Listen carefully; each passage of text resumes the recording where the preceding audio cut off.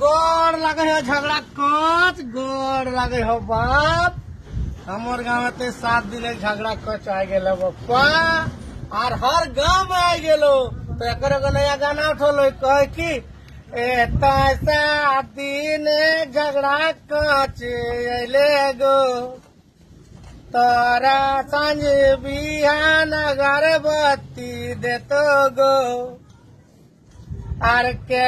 कैसन लुगा लेल कैसन साड़ी गो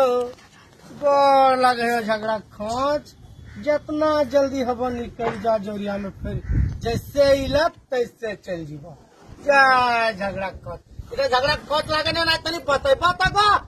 इधर 7 दिन है तो किसान ले दे रे है तो कौन हाथ ले